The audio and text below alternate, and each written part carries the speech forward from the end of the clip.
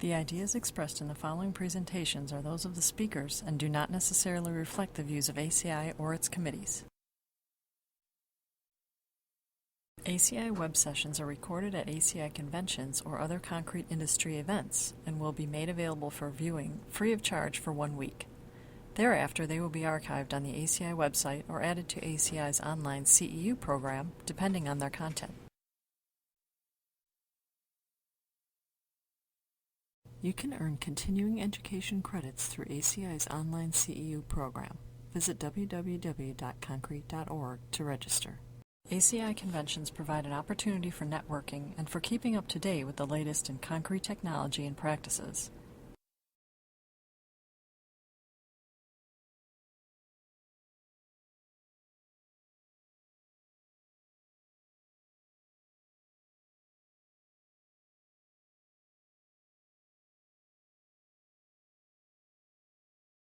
Our first speaker is Jason Weiss. Jason is a fellow of ACI.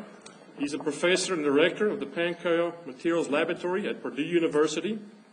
He earned a bachelor's degree from Penn State and MS and PhD from Northwestern University.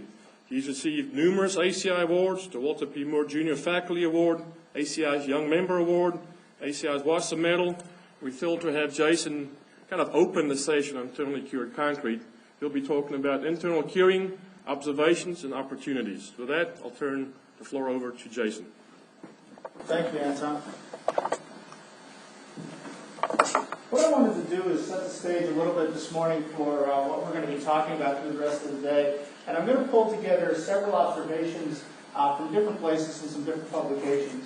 What I'd really like to do, though, is I'd like to set out what we want to accomplish in the first talk here. I really want to highlight the difference between external curing, or the conventional curing that we're talking about, and what we really mean by internal curing and what the potential uses there. I want to understand why chemical shrinkage and self-desiccation are so important in this discussion, because I think this will come back and be one of the things that we keep hearing about throughout the course of the day. I want to talk about really the simple concept behind how these mixtures are proportioned. It's nothing more than supply and demand. It's essentially supplying enough water to the system to meet the demand caused by the chemical shrinkage. I want to talk a little bit about how some of the benefits that we're seeing are simply related to what we expect when good concrete practices follow. So the benefits that we're seeing are nothing magical. There's nothing, there's no gremlins or anything that pop up inside of the concrete and do something magical. It's really what we expect from fundamental cement hydration, fundamental concepts that are in the system.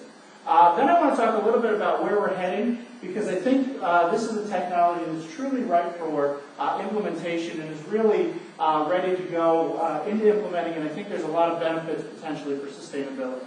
So really the difference here when we start to talk about internal versus external curing, conventionally, if we talk about just curing, we'd be thinking really about external curing, as we're going to define it here. We cure the concrete from the outside. We're either going to add water to the outside, or we're going to place a curing membrane on the outside. That water ponding and that water that's being added is going to be absorbed from the outside, and we'll come back to this in a couple seconds.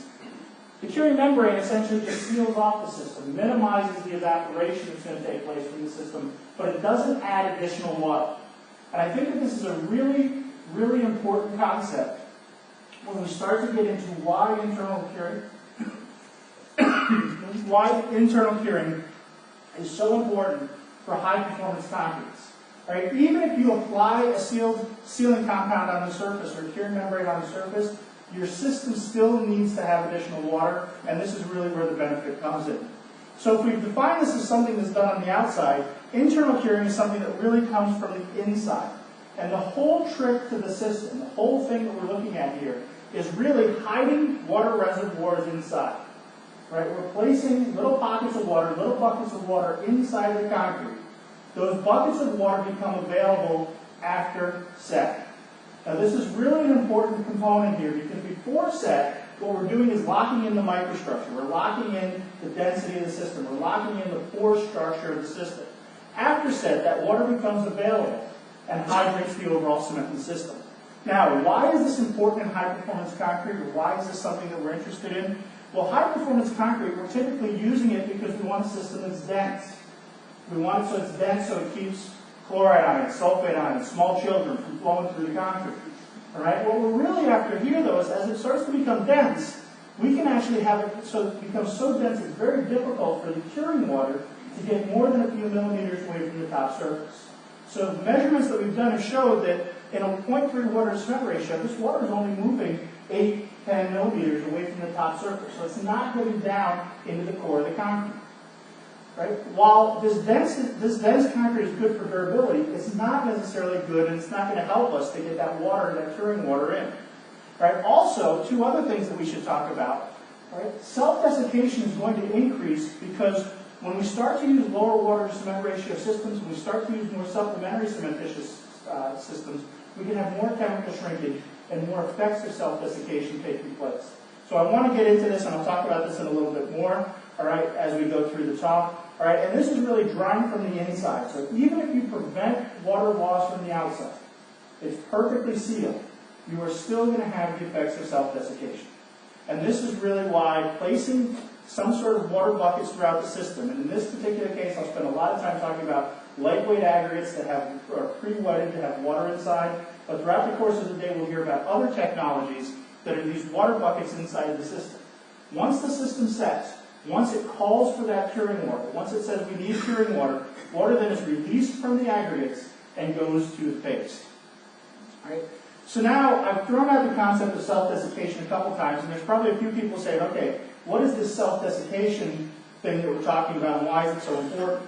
So you can do what everybody in ACI knows to do. You go to the ACI definitions page, or you go to some other definitions page, and you find out that the reduction in internal relative humidity of a sealed system when empty pores are generated. When you look at that and say, okay, that maybe did or didn't answer my question. You may be scratching your head. You may say, okay, what's really important about this, right? The first thing we're going to talk about is what causes the pores to empty, because I think that this is important. The second thing we're going to talk about is the size of the pores that empty, because this is also what drives a lot of the problems that we're going to discuss when it comes to self-desiccation. So the basic thing that causes the pores to empty is chemical shrinkage. And chemical shrinkage happens in every single person's cement. Right? I've heard a lot of people say, my mix doesn't undergo chemical shrinkage. If your mix is reacting, it's undergoing chemical shrinkage. It's a fundamental relationship with chemistry and physics.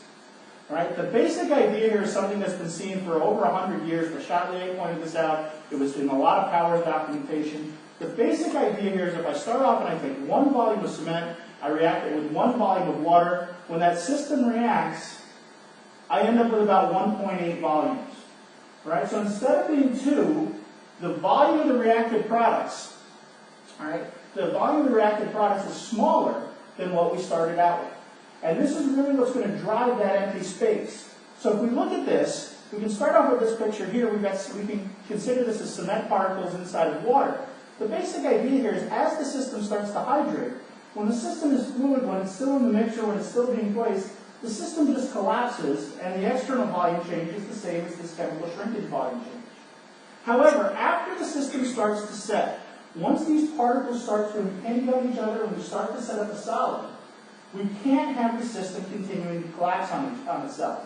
So all of a sudden what starts to happen is we start to create these vapor-filled spaces, pockets, air pockets inside of the system. What causes those pockets? We essentially have a high stress inside of the fluid, we have chemical shrinkage, and we can't accommodate that volume change, so essentially what's happening is we get these vapor-filled spaces inside of the system. Those vapor-filled spaces, all right, are very important because essentially what's going to happen is this is the water, we're trying to find enough water to fill in those vapor-filled spaces. That's what we're doing with the water that we've hid inside the lightweight aggregate. So on this diagram over here, you can see some x-ray work where essentially a lightweight aggregate here and some paste here. And if you look at the water stays in the lightweight aggregate right up until about the time of set, and then we start to see the water get drawn out of the lightweight aggregate, and it can go a few millimeters. What's interesting is this is the information from the x-ray overlaid with the chemical shrinkage results. So this directly tracks the chemical shrinkage that's taking place in the system. Right? Now, why is this an issue in low water to cement ratios and not higher water to cement ratio concretes? Right? You may say, well, we didn't hear about the self-desiccation. We never worried about it when we passed a 0.8 water to cement ratio. Well, chemical shrinkage is about the same for all water to cement ratio concretes. The difference here is really where we get into the size of the pores. So what I've done is I've taken two plots out of Powers' work, which essentially shows the gel pores, which are the small ones here in aqua, these are the little tiny pores in here, versus the capillary pores, the big pores that we see over here. We have substantially more big pores in higher water to cement ratio systems. This means when that water, that volume of water is lost from those systems, it comes out of the biggest pores first. And what we can see here is the stress that develops inside of the pore fluid is inversely related to the size of the pore. So the reason this starts to become such a problem in low water to cement ratio systems is we're going to have the same amount of water being lost, but it's being lost from smaller pores. When it's lost from smaller pores, a higher capillary stress starts to develop inside of the system. Okay? So the proportioning concepts we want to get into here, the basic idea is just a very simple one of supply and demand. Right? We're going to look at how much chemical shrinkage is taking place, what's the volume of chemical shrinkage that's taking place. Here's the volume of the chemical shrinkage versus time.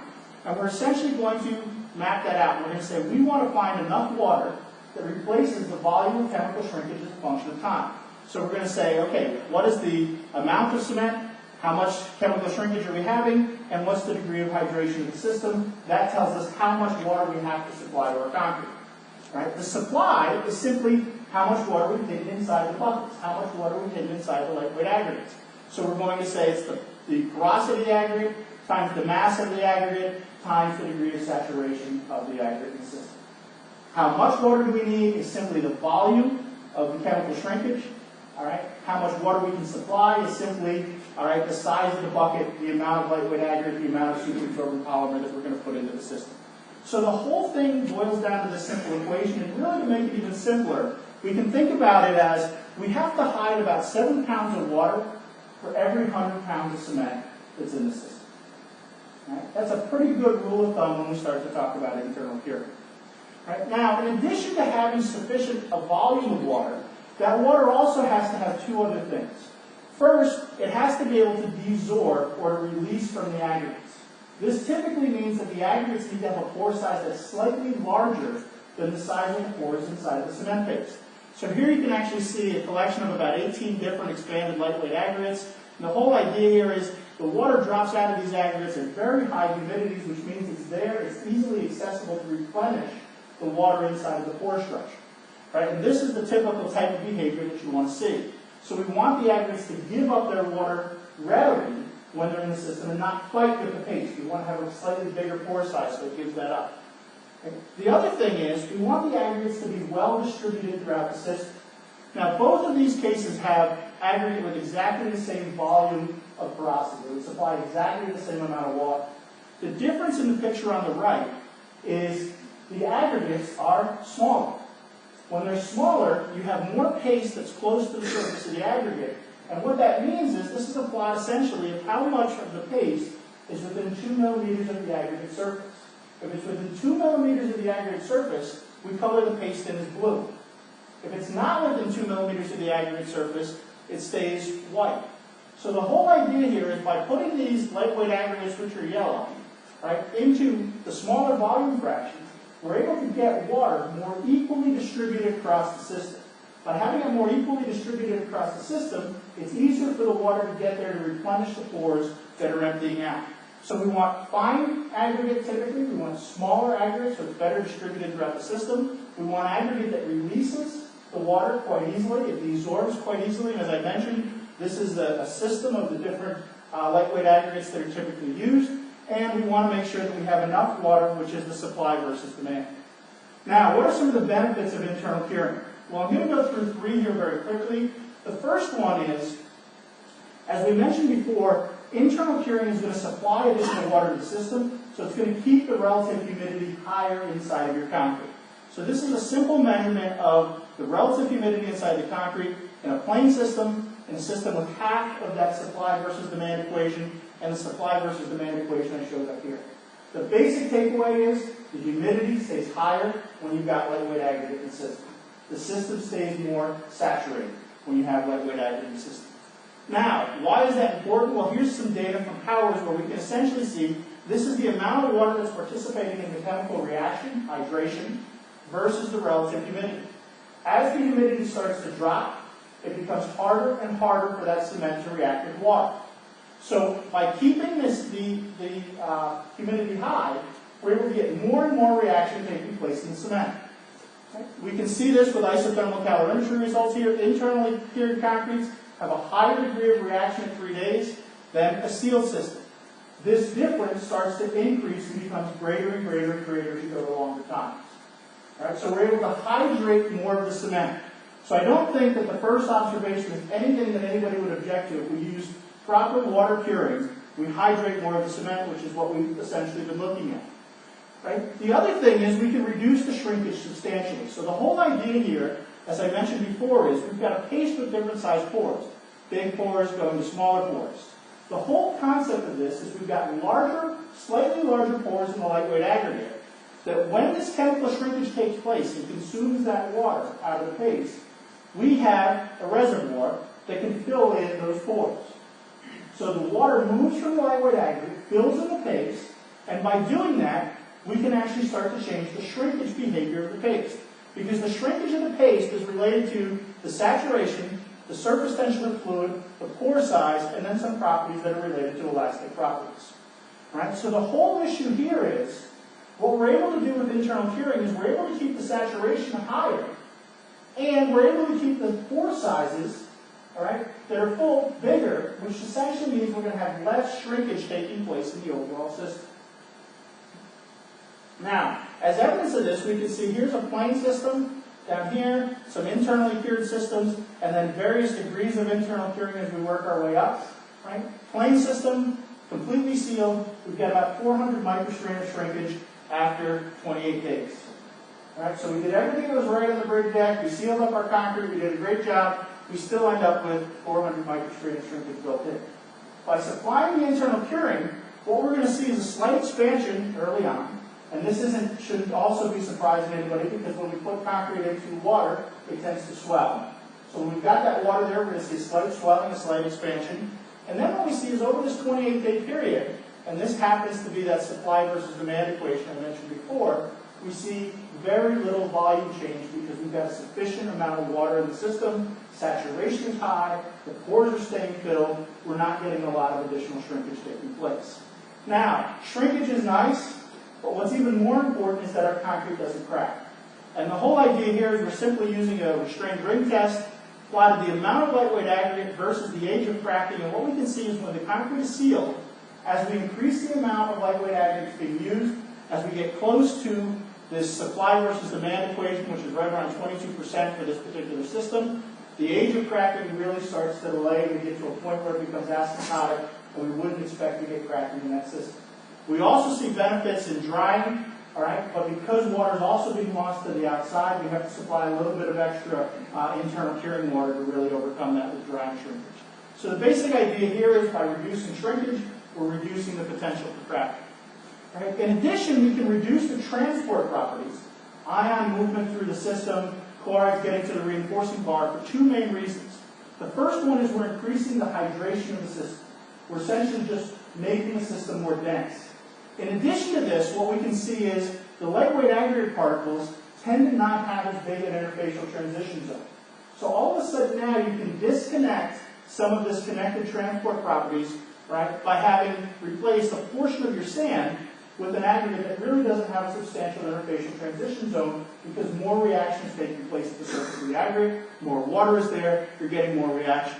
The basic idea here is we can look at the amount of water absorbed, for example. It plots very similarly, plots very linearly against the water to cement ratio, but this is that internally cured concrete.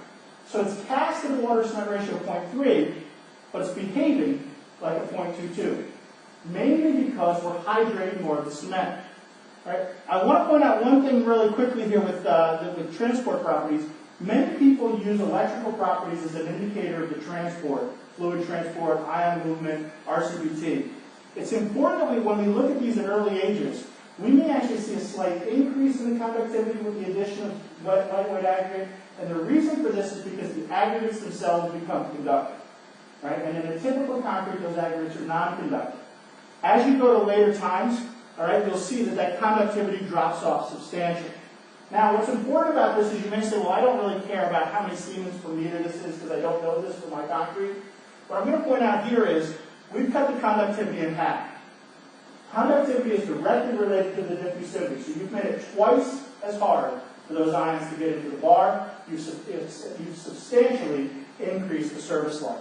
So the vision of the future, I don't think anything here is going to be really terribly shocking. The vision is this is starting to be used and starting to be used in a lot of different places. Pavements, bridge decks, water tanks. There's good opportunities to use this. There's a lot of information that's already been developed. Here's a listing, and this is all available on the slides on the website. Some Ryland reports, a state-of-the-art report. ACI has 2 documents now that include this. React short course videos, and if anybody wants these, there's 15 hours of internal hearing. If you can tolerate that, Transportation Research Board has a workshop, and then also a database. So really, what are the opportunities for this? Right? We are able to use the cement more efficiently because we're reacting more of the cement. By using the cement more efficiently, this is something that's really contributing towards sustainability. We're able to use this with SCMs. We've done this a lot with higher volume fly ashes, mainly because there's 2 reasons here. One, we want the water to stay around longer with SCMs because they're going to react more slowly. But also, SCMs tend to have more chemical shrinkage than just the straight Portland cement. Fly ash has about double the chemical shrinkage. Silica fume has about 4 times the chemical shrinkage. Right? Sustainability, longer lasting concretes because we've reduced the transport in the system and we've taken cracks out of the system or substantially reduced the cracking. Right? Lots of other materials that are out there, all right, and a lot of applications and models coming up. And with that, I will turn it back over to Anton so we can stay on track.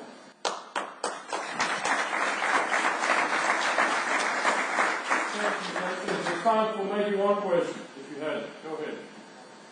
With increased hydration, does that bring the 28-day proof earlier?